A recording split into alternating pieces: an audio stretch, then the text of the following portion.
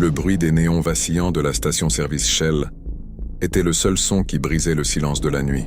C'était une oasis de lumière artificielle dans une mer d'obscurité, un phare solitaire sur le bord de l'autoroute. Léa, une jeune mère de famille, gara sa voiture près d'une pompe, ses yeux lourds de fatigue après des heures de route.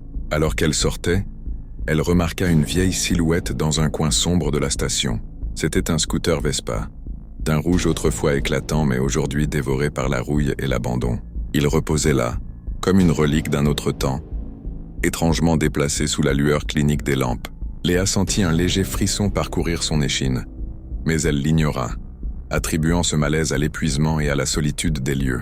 En insérant le pistolet dans le réservoir de sa voiture, le silence fut soudainement rompu par un grincement de métal torturé. Le son provenait distinctement du coin où se trouvait le scooter. Léa leva les yeux, le cœur battant un peu plus vite. Elle avait l'impression désagréable et persistante d'être observée. Ses yeux se posèrent sur le phare unique du Vespa.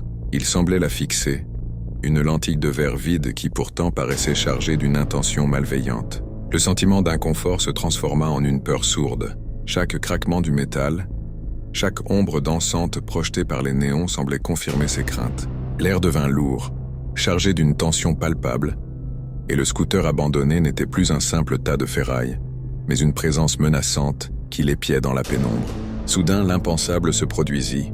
Le moteur du Vespa rugit, un hurlement mécanique déchirant la nuit, et il s'alluma de lui-même, sans aucune intervention humaine.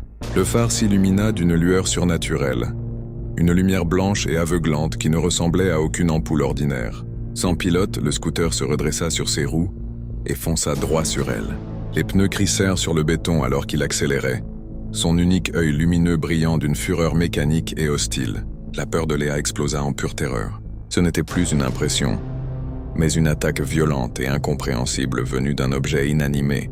Prise de panique, Léa arracha le pistolet de son réservoir et se jeta dans sa voiture, claquant la portière juste à temps.